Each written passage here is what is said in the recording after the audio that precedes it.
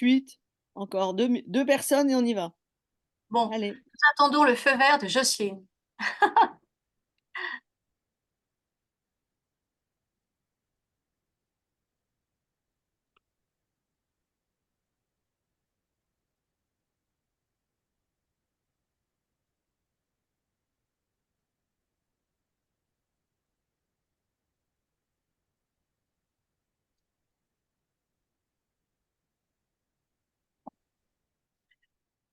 Nous sommes à Ah, 31. vas-y, Catherine. Bon, alors, bonjour à tous. Nous sommes très heureux de vous accueillir pour notre matinale qui a un thème d'actualité et un thème porteur qui est médiation et sport, voyage en terre inconnue avec un point d'interrogation. Alors, l'IEM est toujours dans les sujets d'actualité, comme vous savez, puisque vous êtes fidèles dans nos matinales. Et à quelques jours des Jeux Olympiques, c'était un thème qui s'est imposé à nous. Le droit du sport, c'est une création assez récente parce qu'avant, c'était des loisirs, les sports. Et puis peu à peu, il y a eu des lois qui ont été publiées. En 75, la loi Mazeaud, en 84, la loi Avis. Et puis aujourd'hui, on se rend compte que le sport est à l'origine de multiples contentieux, que c'est une activité transversale sur le plan juridique. Et nous avons la chance de recevoir Thierry Chiron, qui est un avocat spécialisé en droit du sport, qui a commencé par du droit privé en 1984, il a eu le CAPA en 85, il a prêté serment en 86, et puis il a fait un droit fiscal international, un DU, et il est parti sur le sport, parce que finalement, il y a beaucoup de problèmes de droit privé et aussi de droit fiscal dans le sport.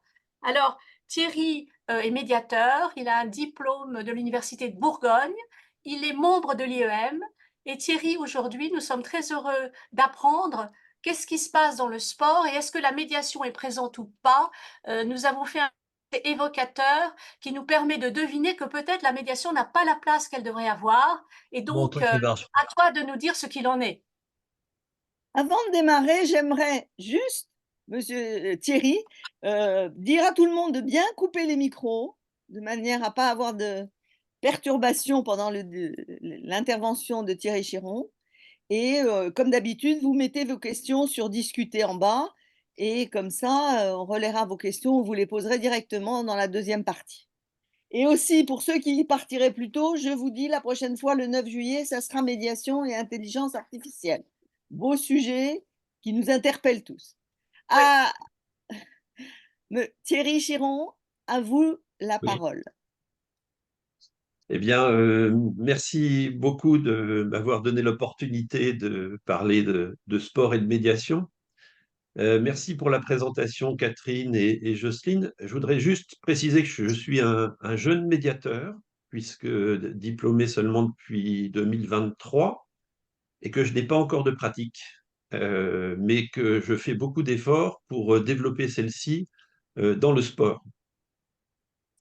Alors, Catherine nous a rappelé que le sport, compte tenu de la proximité des Jeux Olympiques, était une question d'actualité très prégnante. On est un petit peu dans l'euro pour l'instant, en préliminaire des Jeux Olympiques, avec une première victoire de l'équipe de France. Mais dans quelques semaines, moins de 40 jours, je crois maintenant, les Jeux Olympiques vont se dérouler à Paris.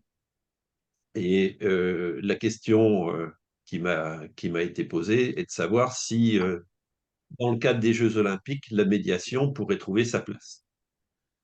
Alors, les Jeux Olympiques ont lieu en France, Paris est la ville hôte, mais il faut savoir que les Jeux Olympiques sont organisés par deux instances qui sont des associations, le Comité international olympique et le Comité international paralympique. Et ces entités signent avec la ville hôte et avec l'État français une convention dans laquelle elles imposent un certain nombre de règles pour le déroulement des Jeux olympiques. Et pour revenir à notre sujet, dans ces règles et dans la charte olympique, qui est le texte constitutionnel de l'olympisme, vous avez, concernant les litiges qui sont susceptibles de se dérouler au moment des Jeux, une attribution exclusive à l'arbitrage. Donc la médiation en tant que telle, pour les contentieux qui pourraient avoir lieu pendant les Jeux et 10 jours avant les Jeux, sont normalement réglés par la voie de l'arbitrage. C'est un arbitrage qui est fait par le tribunal arbitral du sport, que l'on a l'habitude de qualifier aujourd'hui de juge mondial du sport. Et la particularité pendant les Jeux olympiques, c'est que le tribunal arbitral du sport dédie une chambre ad hoc d'arbitres qui sont présents, on va dire, 24 heures sur 24 pour régler par la voie de l'arbitrage tous les contentieux qui pourraient se dérouler 10 jours avant et pendant la durée des Jeux olympiques. Et on cherche une justice extrêmement rapide, puisque la chambre ad hoc du tribunal arbitral du sport est capable, et doit d'ailleurs, rendre ses décisions dans un délai de 24 heures. On imagine bien que dans le cadre des Jeux olympiques, s'il y a des discussions sur une qualification dans une épreuve où vous avez différentes séries, comme dans l'athlétisme par exemple, eh bien, il faut que la décision soit prise avec une immédiateté pour que la série suivante puisse avoir lieu et pour savoir si l'athlète dont on conteste la performance reste ou non qualifié pour la série suivante. Donc, le système est axé sur la rapidité des décisions avec une chambre arbitrale dédiée expressément aux Jeux olympiques. Et là, malheureusement, je ne vois pas beaucoup de place pour mettre une médiation. Alors, est-ce qu'il y a des fédérations qui ont mis dans leur statut des clauses de médiation? Alors, ça, c'est un point intéressant parce que il y a des nouveautés et ces nouveautés sont plus particulièrement dans le cadre du sport international. Il y a un point qui est très important à souligner, c'est ce qui se passe au sein de la Fédération internationale de football, la FIFA. La FIFA a modifié ses règlements en 2021. Et en 2021, elle a prévu la possibilité de médiation. Et en 2023, elle a établi ses règles relatives à la médiation. Donc aujourd'hui, au sein du football international, il y a une possibilité de médiation qui est inscrite dans les règles de la FIFA. Alors comment cela peut-il se passer? Eh bien, la FIFA a déterminé un champ de litige dans lesquels la médiation serait possible. Ce champ de litige, il est superposable avec les litiges dont doit connaître le tribunal du football. Devant la FIFA, on a un tribunal arbitral aussi, interne à la FIFA, qui s'appelle le tribunal du football. Et ces litiges qui relèvent du tribunal du football peuvent faire l'objet d'une médiation. Alors en clair, de quoi parle-t-on? On parle des contrats de joueurs de football, on parle des opérations de prêt de joueurs, on parle des transferts, on parle aussi de tous les contrats de mineurs, parce que dans le football, les clubs vont chercher les jeunes de plus en plus, de plus en plus loin et ça pose un certain nombre de problèmes de les éloigner de leur famille. Donc, tous ces litiges peuvent relever de la médiation. Ce qui est intéressant aussi, c'est que cette médiation, elle est gratuite. Et contrairement à ce qu'on a l'habitude de dire, les parties peuvent être représentées. Donc, elles ne sont pas forcément présentes, elles peuvent être représentées, à condition que le représentant ait le pouvoir de décider. Donc, c'est une obligation aussi faite par la FIFA dans le cadre de cette représentation.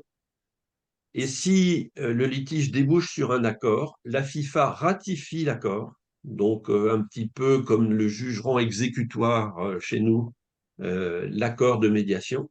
Donc la FIFA rend exécutoire l'accord et il a force contraignante pour les parties à l'accord. Donc on a une médiation, on a un exemple de médiation donné par une fédération internationale. Et on espère que cet exemple va faire boule de neige, pourquoi pas, au sein d'autres fédérations. Ce que je peux ajouter quand même, c'est que je vous ai parlé du tribunal arbitral du sport. Le tribunal arbitral du sport, qui connaît de tous les litiges sportifs d'une manière générale sur le plan international, lui aussi a un règlement de médiation. Alors, je n'ai pas de statistiques à vous donner. J'ai essayé d'en savoir un petit peu plus, mais je n'ai pas obtenu de réponse pour l'instant. Toujours est-il que le tribunal arbitral du sport, lui aussi, a défini un champ de litiges susceptibles d'entrer en médiation, qui sont principalement des litiges contractuels et de temps en temps des litiges disciplinaires. Mais on voit que sur le plan disciplinaire, on est mieux resté dans le cadre de l'arbitrage. En tout cas, les litiges relatifs à des fraudes dans le cadre des compétitions ou des litiges relatifs au dopage ne rentrent jamais dans le cadre de la médiation du tribunal arbitral du sport.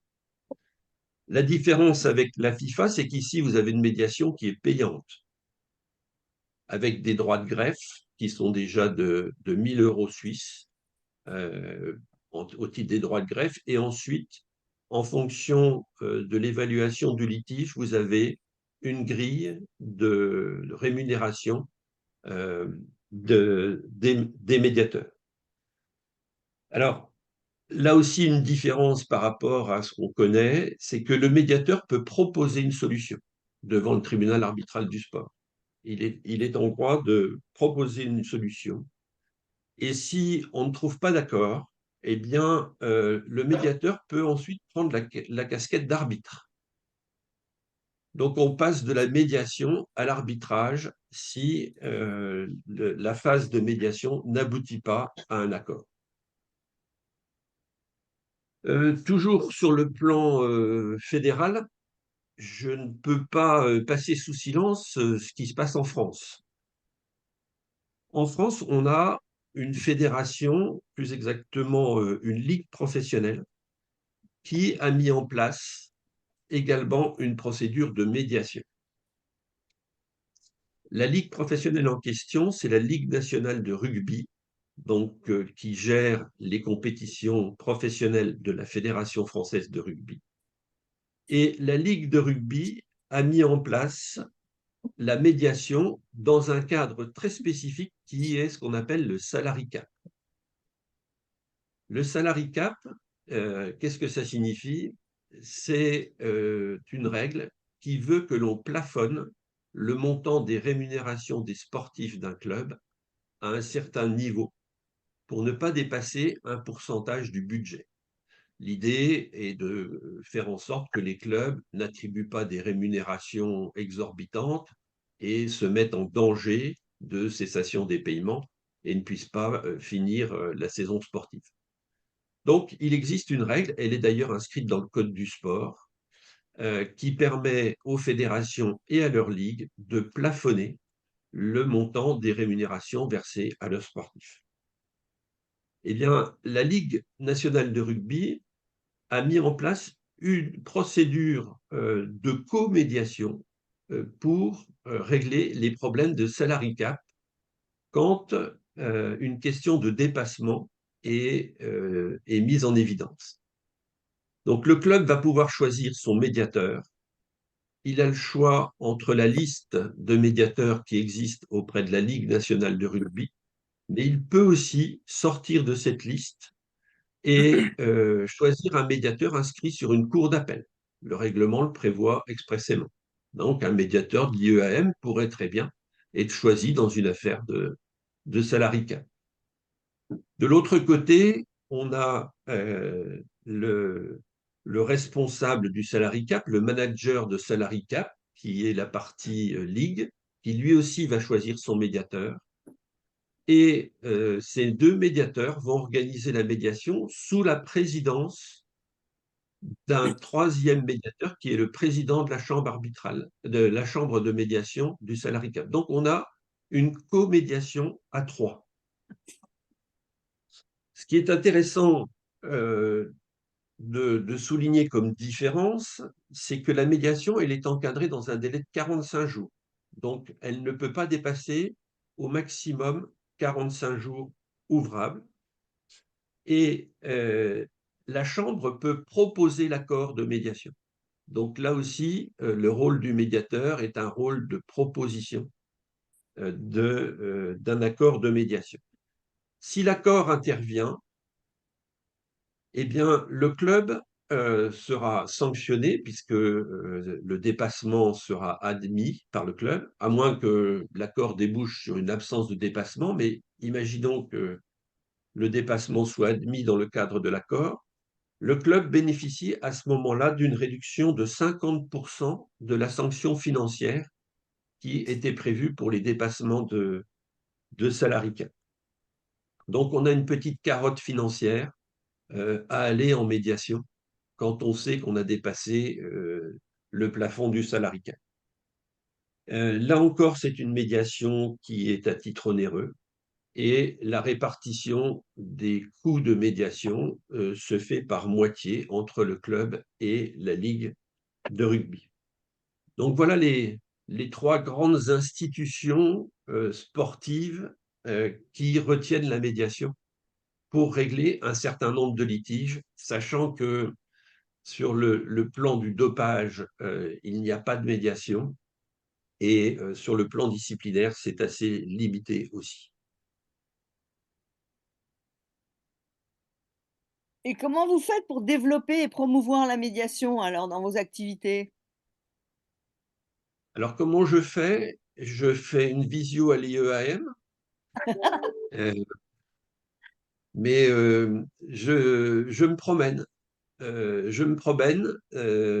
C'est la deuxième ou troisième visio que je fais. Je vois la présence de mon amie Émilie Sachot, avec laquelle on a fait un petit café visio sur le sport, où on a eu quelques participants aussi. Mais ce que je fais aussi, c'est que je vais voir les instances avec qui je travaille dans mon cabinet. Principalement, on est avocat de club, et je leur fais insérer aujourd'hui des clauses de médiation. Alors, il y a des secteurs où les clauses de médiation dans le sport me paraissent vraiment être nécessaires. Je vous donne deux exemples. Aujourd'hui, la loi française prévoit que pour les clubs professionnels, les structures doivent être bicéphales, c'est-à-dire...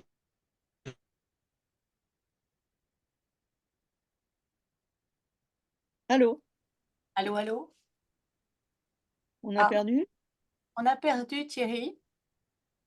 convention obligatoire Il avec un revient. certain nombre de... Comment? On avait Vous perdu avez été la coupé. voix, mais ça va, tu Ah, reviens. pardon. Euh, ces deux entités, associations sportives et sociétés sportives, sont reliées par une convention de collaboration qui contient des clauses impératives. Mais surtout, quand l'association et la société sportive ont quelques différends, quelques difficultés de fonctionnement, je pense que la clause de médiation est une très bonne chose. Parce qu'on a vu des clubs en grande difficulté en raison de bisbilles qui existaient entre les dirigeants de l'association et les dirigeants de la société sportive. Donc aujourd'hui, à chaque fois qu'au cabinet, nous créons une structure professionnelle, nous insérons dans la convention de collaboration une clause de médiation. Je fais exactement la même chose quand je crée des associations sportives ou quand des associations viennent me voir avec des difficultés. Dernièrement, un club qui est conseillé par le cabinet est venu nous voir, et la présidente était très ennuyée puisque c'est un club féminin de jeunes filles, et il y a une sportive qui fait l'objet de tout un tas de harcèlement par ses copines de l'équipe. Et les parents sont venus voir le président du club en lui demandant de régler le problème. Eh bien, je pense que là, dans ce cadre-là, une clause de médiation dans les statuts de l'association trouve toute sa place et serait, à mon avis, tout à fait efficace, parce que le pauvre président ne sait pas trop comment s'y prendre, se retrouve avec un sujet de plus à régler, Et la médiation pourrait rendre service à beaucoup de personnes et favoriser la résolution amiable du problème au sein du club. Donc, on promeut la médiation par la communication, on promeut la médiation par des clauses juridiques dès que l'on peut les insérer dans différents contrats. Alors, c'est très intéressant, Thierry. Je rebondis sur les assises du droit du sport qui avaient été organisées par le barreau de Paris au mois d'avril. Et dans tous les thèmes des tables rondes, ça montre la richesse du développement potentiel de la médiation. Il n'y avait pas de table ronde d'ailleurs sur la médiation dans le cadre de ces assises, mais tous les Oui, thèmes qui exactement. étaient visés étaient intégrité physique et mentale, comment protéger la santé des joueurs de foot, la vie privée, où tu étais intervenu, la liberté d'expression des joueurs, la stabilité contractuelle, transfert et liberté de circulation des joueurs du foot, les problèmes de harcèlement dont tu viens de parler, la liberté d'expression, les contrats des agents. Donc, il me semble que l'ouverture possible à la médiation est considérable et qu'il faut tous qu'on œuvre pour ça, effectivement en insérant des clauses dans les contrats qui sont faits et en le suggérant en cas de litige. Première observation. Deuxième observation, tu as finalement exposé ce qui se passe aujourd'hui dans le fonctionnement de la médiation, mais c'est un fonctionnement un peu atypique par rapport à notre pratique de médiation, puisqu'il y a en quelque sorte des systèmes de med-arb. On commence par médiation, on finit par arbitrage, et puis il y a des systèmes où les médiations finalement doivent être rendues dans un délai extrêmement court. Et je trouve que ce sont des pistes très intéressantes pour l'ensemble des médiateurs. Est-ce que tu peux rebondir là-dessus? Alors oui, effectivement, les systèmes qu'on rencontre aujourd'hui dans le droit du sport peuvent nous donner des idées pour faire évoluer nos pratiques. Et c'est vrai que dans le sport, de toute façon, il y a une notion d'urgence, il y a une notion de compétition et de temps de la compétition qui fait que tout ce qui tourne autour des litiges de compétition nécessite une solution rapide. Et on le voit avec le tribunal arbitral du sport et sa chambre ad hoc des Jeux olympiques, 24 heures sont imposées aux arbitres pour décider. Donc, on peut effectivement s'inspirer de ces durées-là. Sinon, oui, je partage complètement ton avis, Catherine. Il y a un domaine extrêmement important parce que le sport est une activité économique et le sport fonctionne beaucoup par contrat. Et tout ce qui est à côté de la compétition proprement dite, tous les contrats relatifs aux sportifs, que ce soit les contrats de travail, les contrats d'agents, les droits télé, on peut faire un focus sur les droits télé, par exemple, aujourd'hui. Euh, vous avez peut-être suivi toute cette saga dans la presse, mais depuis la rentrée de l'année dernière, la Ligue de football professionnel pense qu'elle va signer un nouveau contrat avec un diffuseur télévisuel euh, pour, euh, euh, pour 1 milliard d'euros. Pour 1 milliard d'euros. C'était l'ambition affichée par la Ligue professionnelle. Et on a fait venir tout un tas de personnes extrêmement qualifiées pour travailler sur ce sujet.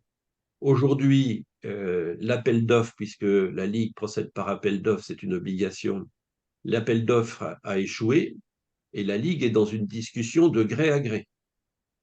Discussion de gré à gré dans laquelle le président de la Ligue a annoncé dans l'équipe il y a quelques jours que l'on n'était plus au milliard, mais seulement à 500 millions, moitié de ce qui était envisagé. Et aujourd'hui, il n'y a plus de droit télé, il n'y a plus de contrat de droit télé après le 30 juin. Donc la nouvelle saison qui démarre et les 4 autres qui vont suivre n'ont pas de diffuseur. Et donc les clubs n'ont pas de droit télé pour l'instant.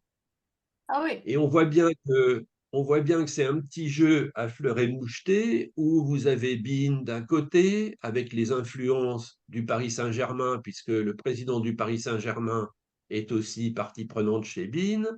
Vous avez Canal+ qui joue le coin du bois parce que Canal+ a un potentiel de diffusion mais ne veut plus être producteur des droits télé, qu'il trouve trop cher.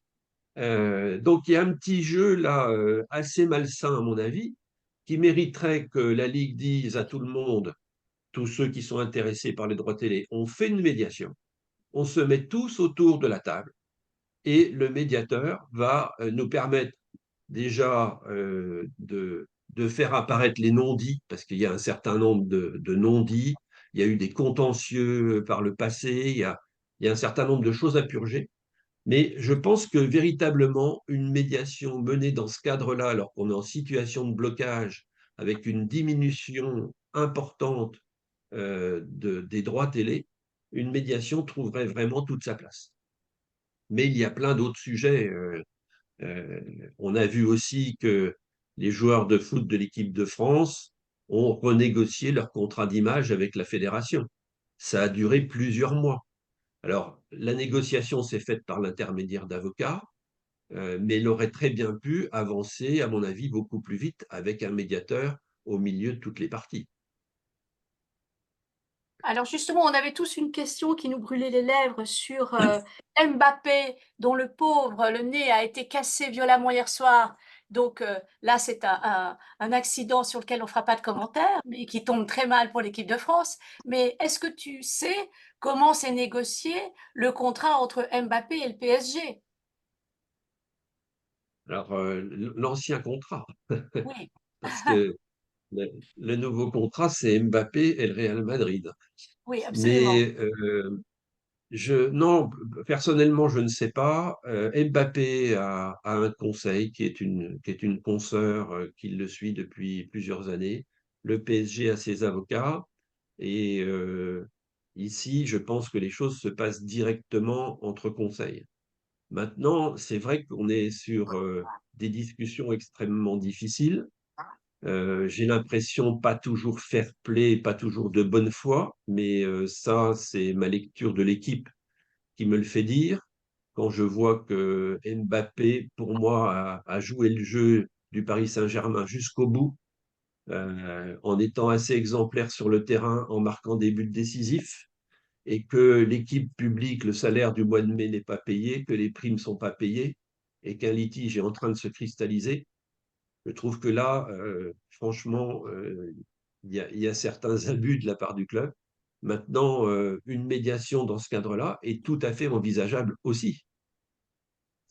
Bon, donc nous pouvons lancer un appel dans le cadre de notre matinale, puisqu'on on touche à l'actualité. Est-ce que tu peux répondre aussi à la question de savoir qui sont les médiateurs dont tu nous as parlé, qui sont sur des listes dans le cadre des organisations internationales? Comment ça marche? Alors, dans le cadre des organisations internationales, les médiateurs sont principalement des juristes, avocats et professeurs de droit. Donc, quand on prend les listes, on a très peu de Français. Bon, Euh, je, je crois qu'il y a un seul Français sur la liste des médiateurs du TAS. bon, il y a Mais donc des sinon, places à prendre. donc non, mais ça veut dire qu'on a de la place. Il faut qu'on se Ah oui, manifeste. absolument. Euh, et Ça veut dire aussi qu'il faut qu'on parle un petit peu anglais, je crois. Et est-ce que ce sont des avocats et des profs de droit qui ont suivi une formation à la médiation? Alors ça, je ne le sais pas. Hmm. Bon, comme je l'ai dit, moi, je n'ai pas encore de pratique. Et puis, dans le cadre du développement de la médiation dans le sport, je vais prendre attache avec un certain nombre de médiateurs pour avoir un petit peu un écho sur leur pratique, sur leur formation, sur le nombre d'affaires qui viennent en médiation, de façon à ce qu'on puisse développer ce mode amiable qui me paraît essentiel dans le sport. Il me paraît tellement essentiel que je me suis fait la réflexion qu'on retrouve des points communs entre la médiation et le sport, voire des valeurs communes. Par exemple, le sport a un impact social et la médiation a aussi un impact social. Dans le sport, on respecte l'adversaire. Dans la médiation, on se respecte pour pouvoir communiquer, pour pouvoir échanger de manière constructive. De la même façon que dans le sport, il y a des émotions, dans la médiation, on libère ces émotions la plupart du temps.